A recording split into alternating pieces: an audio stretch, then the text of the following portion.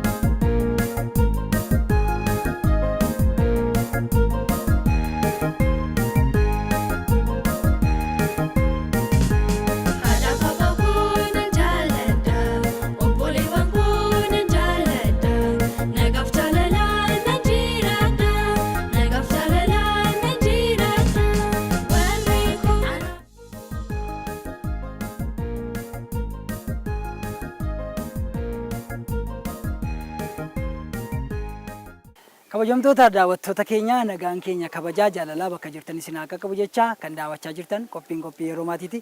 Egaa guyyaa har'aa qophii yeroo maatii keenyaan kunoo akkuma agartanii magaalaa Baatu naannoo Hara Dambalittidha kan nuti argamnu jechuudha. Egaa asitti kan argamneef maatii bashannanarra jiran yeroo boqonnaa isaanii isin biraan gahuudhaaf dhufneerra. Maatiin kun eenyu jedhamu yoo jenne maatii obbo Bulaa Tuujiiti. Egaa isaan mucaa gahu barattuun isaanii kun immoo Lalii Bulaa jedhamti, barattuu cimtuudha. Egaa isheen daree barnootaa bara darbe keessatti sadarkaa lammaffaa bahuudhaan gara itti aanutti kan dabarteedha jechuudha. Egaa isaan maatii kana muuxannoo isaanii isiniif qonna. Kanaaf amma xumura qophii keenyaatti nu faana turaa isiniin jenna. Turtii gaarii.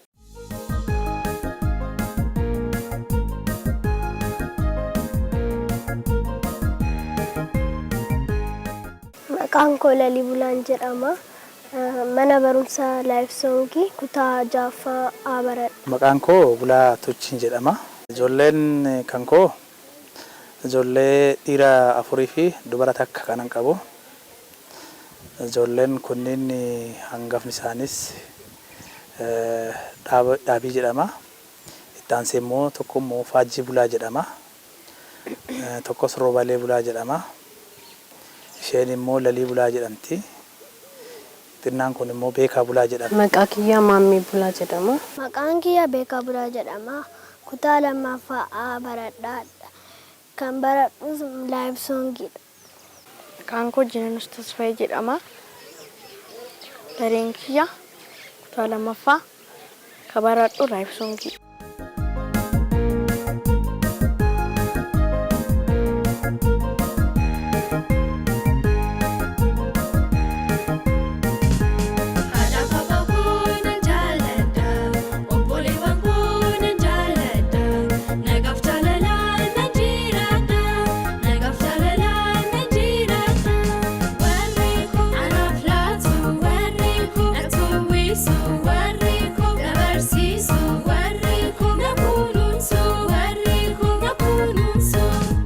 Laliin barattuu cimtuudha. Isiin amma dhalattee umriin ishee ganaa waggaa 13 seensarra jirti jechuudha. 13. Haalli uumamasii tasgabbooftuudha. Tasgabbooftuun siin jedhe maaliifin daa'imti kamiyyuu wayita dhalatu amala garaagaraa qaba. Kun kan saffisu jira. Kun kan tasgabbaa'utu jira. Amalli namaa akkuma bifa namaa garaagara. Isheen amma maaliifin amalli ishee tasgabbooftuuf kan siin jedheef baay'een jarjartu. Akkuma nama kamiyyuu yookiin akkuma daa'imti kamiyyuu itti guddatuun haala naamusa qabeettidha. Daa'imman isii yookiin daa'imman hiriyyaa isii wajjin immoo walii galtee jaalalaan kan guddatteedha. Akkasumas immoo daa'imman isii gadi irratti kan immoo baay'inaan kan jaalala kennitee fi isaanii wajjin dabarsuu kan jaalattuudha. Kutaa keejii narsariirraa eegalee homaan jedhu garuu amma dabalaa dhufee 8ffaa 5ffaa 6ffaa 4ffaa jedhee gara amma 2ffaa beera. Narsariirraa jalqabdee amma keejiitti barattu jiddu galeetti turteedha. Deebitee kutaa tokko immoo achi fixee mana barumsaa amma Laayifsoon kan jedhamu kana kan galte isiini. achittis akkuma barataa kamiyyuu barataa dadhabaas osoo hin taane kutaa tokko keessaa sadarkaan isii haga 6-7 akkasirra kan taphatu. Averejin isii garuu immoo mana 90 fi 95ti kanaa gadi beeku. Garuu maaliifin barattoonni hunduu cimeeyyii waan ta'aniif achi keessa kompetishinitu jira. Haala saniin kutaa tokkorraa haga kutaa 3 haala kanaan kan deemaa turte. ከኋላዋ ተነስታ ነው እየጨመረች የመጣችው። ለሊን ቦደራ ካቴ ቀብጢ ሼ ፎየፈቻ ከንፍቴ ደንዴቲን ሼ ሱተ ደበላ ዱፌ መነ በሩምሳ ኬሰቲ በርሲሳን ደገፈቲ ጭምኒ ሼ ከነ በቃ እንደዚህ አይነት ልጅ ናት።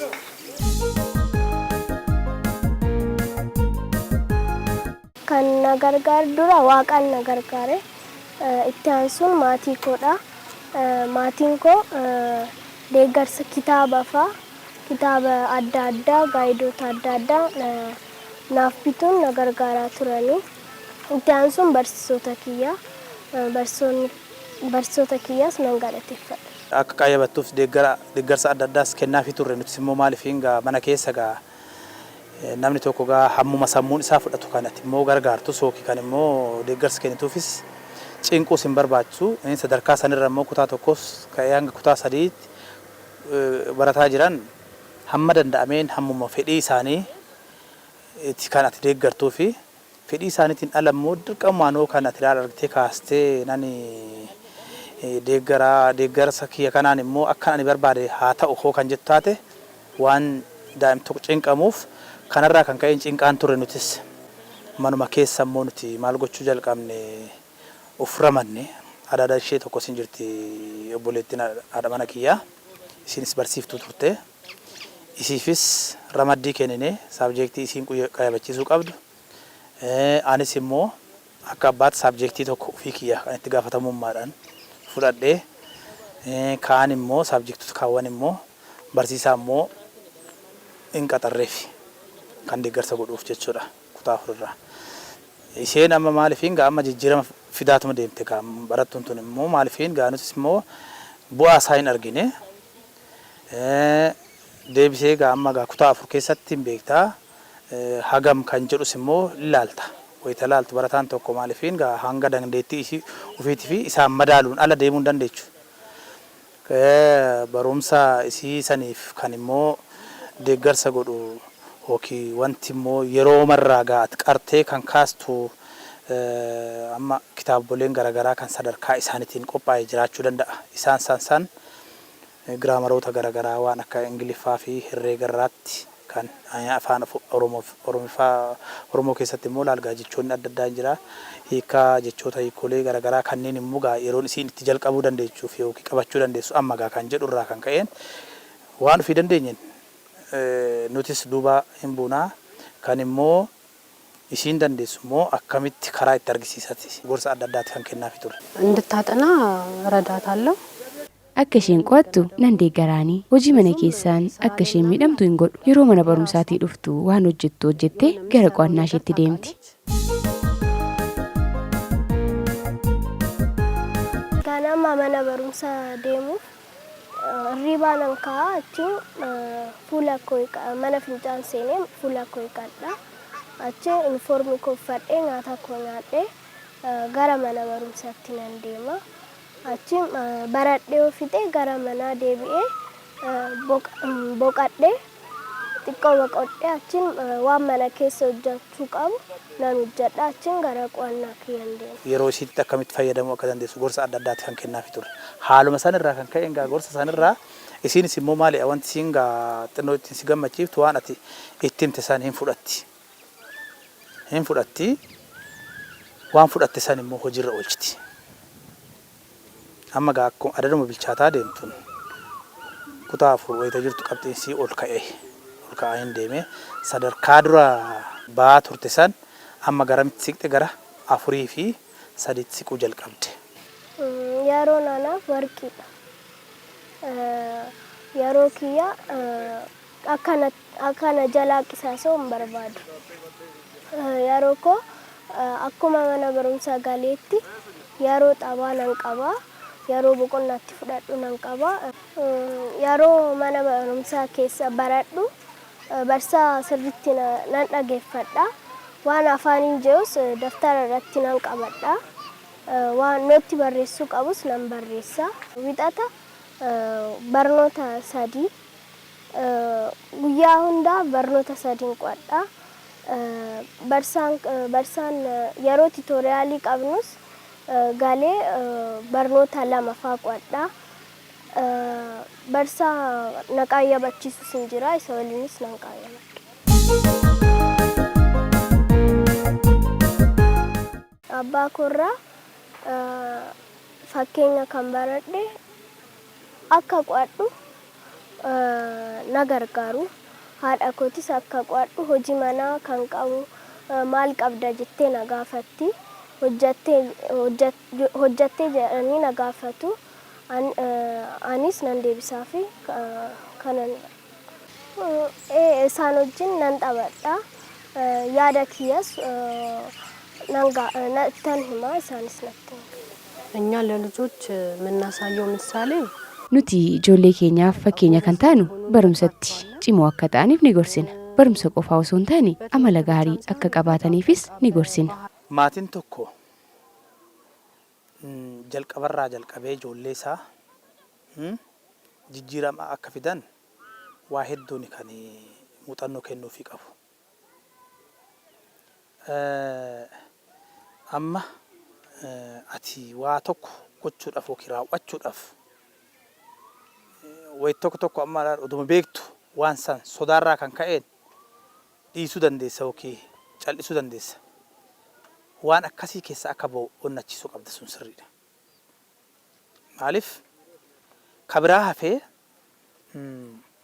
barataan tokko daree keessatti oduma amma barsiisanii barsiisaa jennu wayita barsiisu mee gaaffii kanaaf deebii kan kennu jedhee quba harka baasaa hin jedhaane hin beeka waan san sodaarraa kan ka'eef immoo maal ta'a hin callisa. Garuu hin beeka hin callisa. Sodaan sun immoo maal taati isuma keessatti dhiitaa deemtii gaafa kaan isuma wajjin hin baati. Onnatee waan tokkotti ba'uudhaaf onnatee boru nama boruu yookiin nama biyyas jijjiiruu ofis jijjiiree biyyas jijjiiru ta'uudhaaf ammumarraa jalqabee kan ammoo kan godheen si gara hundaanuu wanta tokkottoo qajeelta akka keessa darbitu gochuu yookiin gorsuu yookiin waan san akka keessa ba'u kan itti mee qajeelchuu qabu eensi.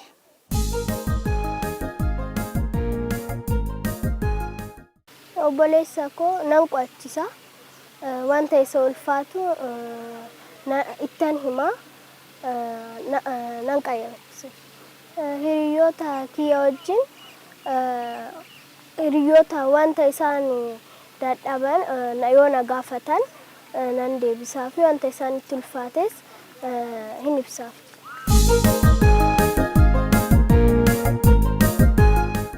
Barsaan yeroo barsiisu nan dhageeffadha.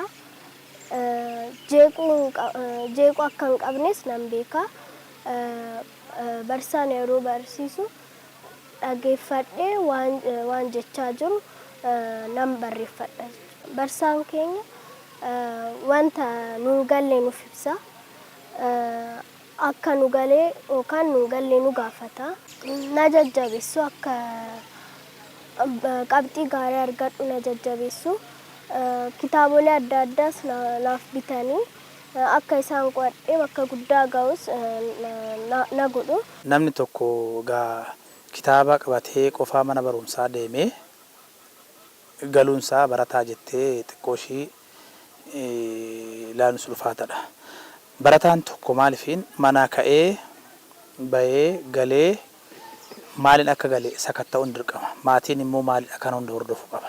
Barataan tokko maalifiin mana barumsaa dhaqee wayita galu maal barreessee har'a maal baratee hojii daree keessatti kennamee fi maal argatee barumsaa sirnaan hordofeet waan barsiisan kenneef san ogumaan katabee ufee manattis laalaa jiramu kan jedhu laaluu qabda. Har'a maal baratte jettee laaluu qabda dabtarsaa. Bakka san hin laalletti barataan sun argitee maqaamaaf barate jetta malee barataa san jijjiiruu hin dandeechu. Maaliif hoo jennee sa'aan barataan sun itti ba'uyyuu yookiin sa'aan itti galuyyuu murteessadha. Barataan tokko maaliifin ka'ee ganama sa'aasaa dursa ati maaliifin barataa ta'uuf yookiin barataa gaarii jijjiirama fidu ta'uuf dursa sa'aatii kan keeyyuu irratti fayyadamuu qabdaa yookiin daree yeroo seentee kan barumsa keetii irratti argamtoo taate sunuyyuu qophiin dursaatu murteessadha. Ganama kaanan cireessaas haa ta'u waan qophaa'u qabu uf qopheessee waan baratuu qabu san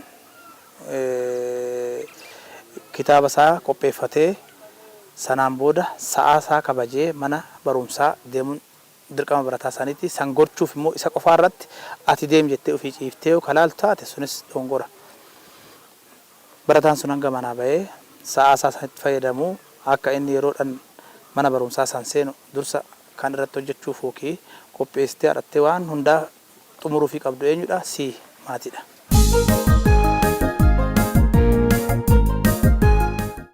Baay'inaan kitaaba na badhaasu. Kitaaba sanas qo'achaa akka waan na dhibu isarra kitaaba sanarraa laalaa nan hojjedha. Gammachuun natti dhaga'ama yeroo badhaasa natti kennamu. Jabinas natti dhaga'ama. Jajjabaadhee bakka guddaa akka ga'u hawwiin qaba. Haa deemnu mana barumsaa.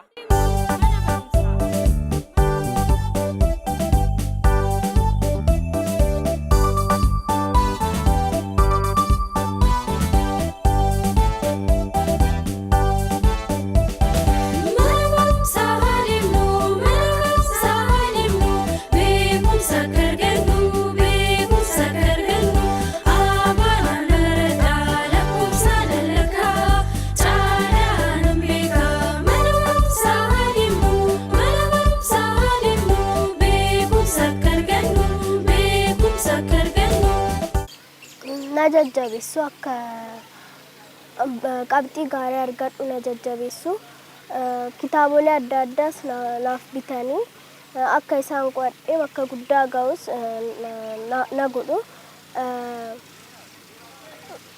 Kana Waalidiin kiyyaallee waa'ee barumsaati. Barumsi annisaa sammuu nama cimsaa beekumsaa dabarsaa muuxannoo gabbisaa meeshaa qaroominaa hundee dagaagennaa ibsitu dukkanaa galmeessitu seenaa. Kan jabaatee barate ija qalbii banatee addunyaa faa qoratee saayinsii faa hubatee waan na dhaggeeffatuuf guddaa galatooma.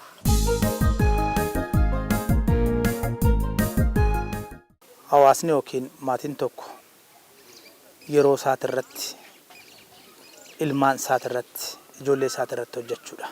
Yeroon ammaa immoo yeroo taadhanii yookiin wanti hunduu galma ittiin ga'u osoo hin taane yeroo kaattetu bira ga'uu hin dandeenye yeroon ammaa. Kan barumsa isaatti gore barumsa isaatiin akka cimu gochuun, kan daldalatti gore daldala isaatiin akka fiixa ba'u gochuun, hunduu gahee ofii qabaa gahee ittiin kutatee ka isaan keessa akka ba'u. Yoo san hunduu wal qabatee biitti tunis jijjiiramuu dandeessi. Yeroo isaanitti itti haa fayyadamanii haa qo'atanii seeraan barsiisaan yoo barsiisu seeraan haa dhaggeeffatanii. Maatii isaanii haa kabajan, waaqas haa kabajan. Barsiisaa isaanii yeroo isaan barsiisu haa kabajan, haa dhaggeeffatan, waan isaan jedhus haa dhaggeeffatan. ለሌላው ቤተሰብ ደግሞ ልጆቻቸውን በደንብ እንዲከታተሉ maatii biroof dhaamsanii qabu. Ijoollee isaanii sirriitti hordofuu qabu. Eessaa fi eenyu waliin ooluu, hiriyoonni isaanii eenyu fa'ii, mana barumsaanii deemuu, barumsanii hordofuu isa jedhu hundumaa faana bu'anii hordofuu qabu. Egeree boruutifis maatiin deeggarsi inni gochuu qabu dura mana ofiitirraa ka'a. Mana ofii sanirraa ka'eet bahee biyyaafis ta'a. Mana kee yoo haala gaariin bulchite, hoo haala gaariin geggeessite, hoo haala gaariin kan karooran deemtaate boru biyyaafis darbitee immoo biyyi akka guddattu kan godhu karaa san kan deemtu bakka karoora hin qabneef bakka galma tokko nan gaa jettee ifa fuulduraa hin yaannetti waa tokko raawwachuun baay'ee ulfaataadha. Jijjiiraman fiddu jechuudha. Kana kan gootu maatii jiruun hanga danda'ameen maatii kan kee jajjabeessuun dirqama eenyuti? Dirqama maatii san yookiin abbaa qe'ee saniiti. Abbaa kiyyaa si jaaladha galatoomii. Haadha kiyyaa si jaaladha. Maatii koo hunduu isin jaaladha. Hawwii bakka guddaa ga'ee maqaa keessan isin waamsa. እግዚአብሔር ያሳድግሽ እላለሁ ለሊ waaqayyo si haa guddisu iddoo yaaddee ga'e mucaa uumaa kee fi maatii kee kabajju ta'iin jedhe. Tolee egaa hamma maatii turtii isin faana taasifneef maqaa daawwattoota keenyaatiin guddaa isin galateeffannaa fayyaa ta'a. Mana barumsaa. Fayyaa ta'a.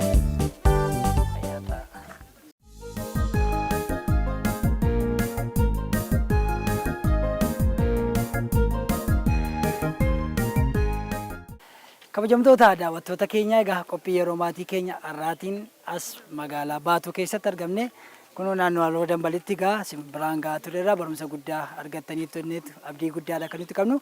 Egaa maatiin obbo Bulaa Tuuchii ijoollee isaanii barnootatti akka cimaniif illee qabxii isaanii fooyyessaa akka deemaniif yeroo hordofaa akka jiran egaa nutti himaniiti kan jirani. Kanaaf maatiin immoo ijoollee isaanii akka isaan iddoo yaadan ga'aniif safuu hawaasaa eeganii guddatanii fi maatiin hordofuu qaban dhaamsa qophii keenyaati. Egaa qophii kana qopheessuun kan isin faana ture hangammachuun isaa kee ogeessa kaameeraa keenyaa Muktaar Huseen akkasumas ogeessota istuudiyoo maraa taanee isin faana ture. Torbee qophii kan biraatiin hanga wal agarutti nagaatti. Maatii koo.